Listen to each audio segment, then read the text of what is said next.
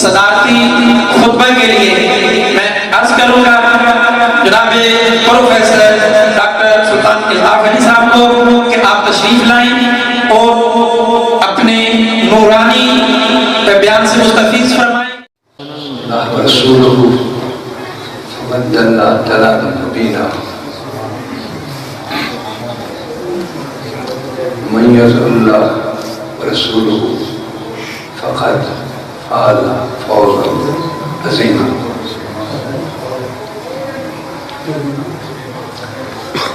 سب سے پہلے تو میں شکریہ ادا کرتا ہوں حافظ خان محمد صاحب رحمۃ اللہ علیہ کے خانوادے کا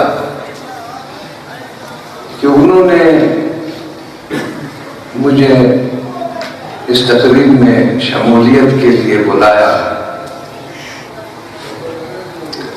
اور میں بھی کشمکش آ گیا.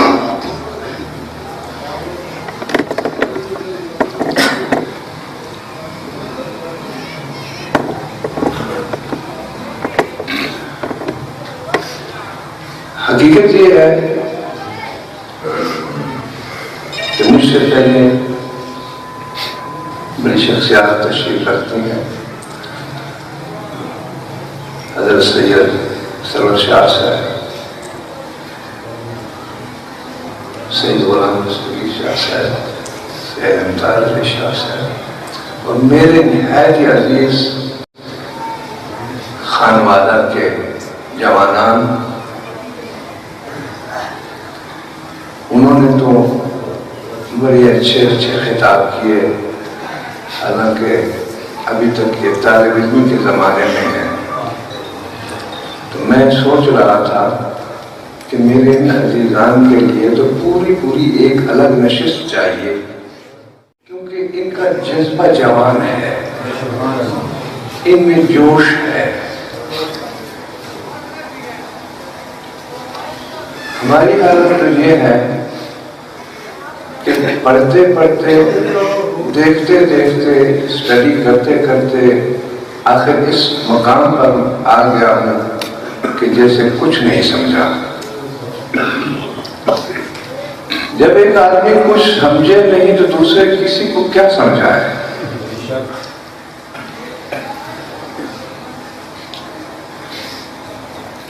بہرحال قرآن شریف کا جو مختصر سا میں نے 2 آیت کریمہ پیش کی ہے، وہ ایک فارمولہ میرے ذہن میں آ گیا تھا زندگی گزارنے کا. میں سمجھا نہیں سکتا، نہ خود سمجھاؤں، لیکن اتنا یہ فارمولہ مجھے دل کو لگا. فارمولہ یہ کہتا ہے کہ جس نے اللہ اور اس کے رسول کی نافرمانی کی تو اس نے اپنا سب کچھ تباہ کر دیا، اور جس نے اللہ اور اس کے رسول کی اطاعت کی وہ کامیاب ہو گیا. فوزا عظیما، وہ کامیاب ہو گیا. اتنا دل کو بات لگی.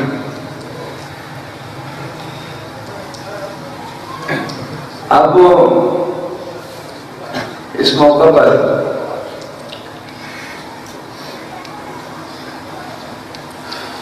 میرے ایک عزیز نے بڑی اچھی بات کی تھی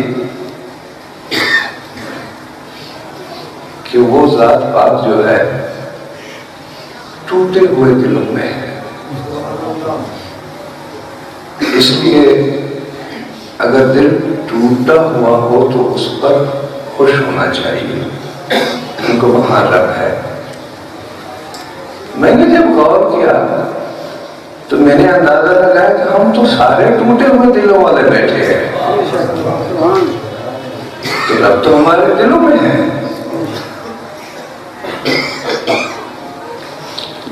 پھر رب تعالیٰ نے فرمایا کہ میں نے تو تمہاری طرف توریت بھیجی، انجیل بھیجی، بڑے بڑے صحیفے بھیجے، اور پھر ختمی نبی خاتم النبیین حضرت محمد مصطفیٰ صلی اللہ علیہ وسلم جو میرے محبوب ہیں، ان کی وساطت سے میں نے قرآن بھیجا۔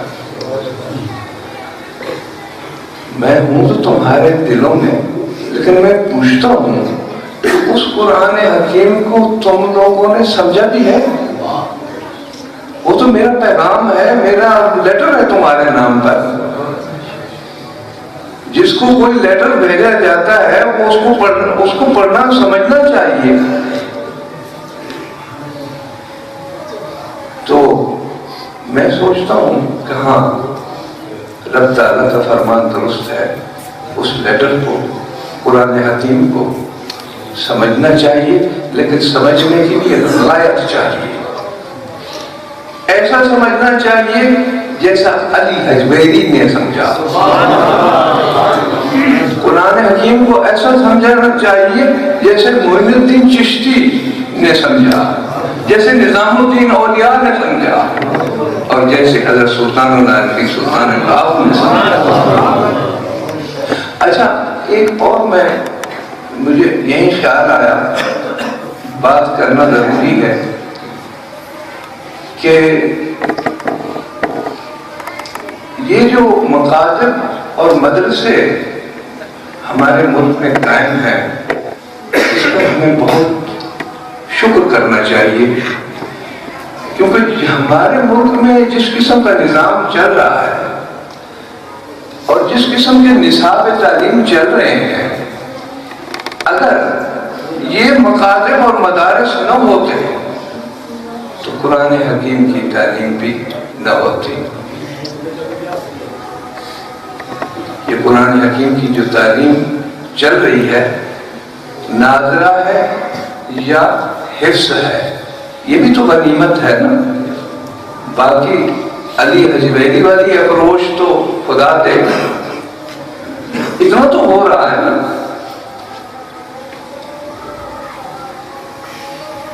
انگریزی دور میں فارسی کو تو ختم کر دیا، اور عربی بھی اس حد تک رہ گئی۔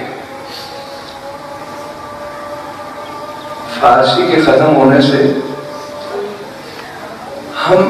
ہمارے نوجوان بہت سی چیزوں سے معلوم ہو گئے۔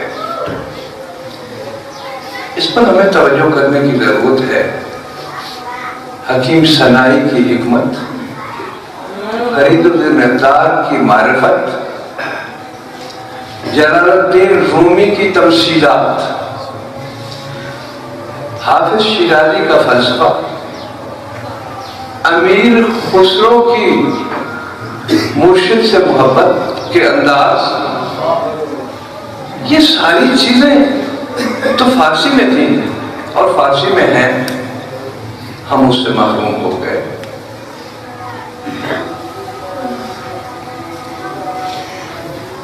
آخر میں صرف حضرت سلطان العارفین کے 3 شعر پیش کر کے اجازت لوں گا۔ حضرت سلطان العارفین فرماتے ہیں، الہ اے یار فرزانہ، بیاباں ببازانہ، اے میرے فرزانہ دوستو۔ فرزانہ کس کو کہتے ہیں؟ جو عقل والے ہوں، حکمت والے ہوں۔ اے میرے فرزانہ دوستو، اے عقل والو، تو نے تو فرزانگی حاصل کر لی، ایم.اے کر لیا، تو نے تو پی.ایچ.ڈی کر لی، بڑا فرزانہ بن گیا، تو نے تو ایک فضیلت کی دستار بھی حاصل کر لی، فرزانہ بن گیا، تو بہت بڑا پیر بھی بن گیا، شیخ اور بلکہ شیخ اور مشائخ بن گیا، فرزانہ بن گیا، تو سجادہ نشین بھی بن گیا، فرزانہ بن گیا۔ الہ اے یار فرزانہ، بیاباں ماں بمیخانہ، اب کچھ میرے میخانے کی طرف بھی تو رجوع کرو۔ چو مستاں باش مستانہ بکن با جام پیمان. ہم اس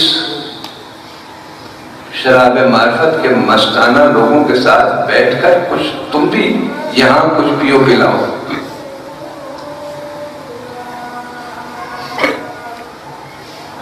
پھر فرماتے ہیں گرو باشد مسلح بدستاور مدے کہنا بدستاور کدے میرا. مسلح کی جو ریاضت ہے تھوڑا اس کو گرو کر لو, گرہی رکھ لو, اور وہ جو شراب معرفت جو تمہارے ہاں نہیں پہنچی نا وہ باطن والی, ذرا اس کے بھی پیالے لے لو. گرو باید مسلح بدستاور کدے میرا.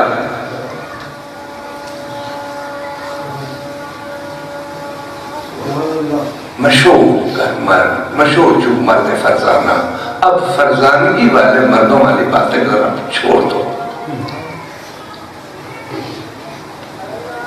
پھر آخر میں تیسرا میں شعر ہے, اس میں فرماتے ہیں الہ فرزانہ بیاباما و میں خانہ چو مستاں باش مستانہ بکن با جام پیمانہ. چشد فرزانہ گر کر دی, کیا ہوا کہ تو فرزانہ بن گیا, عاقل بن گیا, علم و حکمت والا بن گیا. چشد فرزانہ گر کر دی بنیمی جو نبی ہرسی. حقیقت یہ ہے کہ آدھے جو کے برابر بھی تیری قدر و قیمت نہ جہاں ہے نہ وہاں ہے.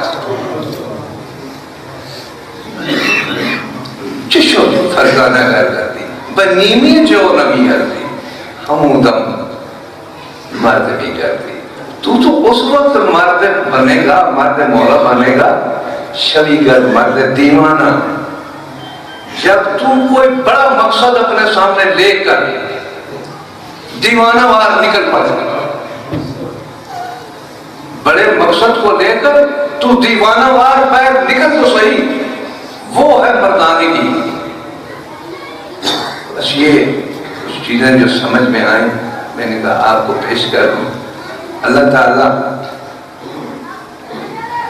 ان بزرگوں کو راحت و مغفرت بخشے, بڑے بڑے مقامات عطا فرمائے, کیونکہ انہوں نے جو فیض پھیلایا, درس و تدریس کی, ایسے اساتذہ آج کل دیکھنے میں نظر نہیں آتے ہیں.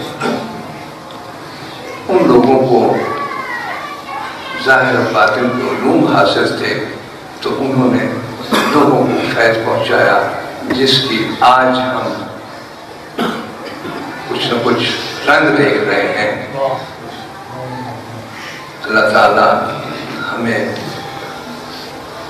ہمت دے کہ ہم حقیقت کو پہچانیں.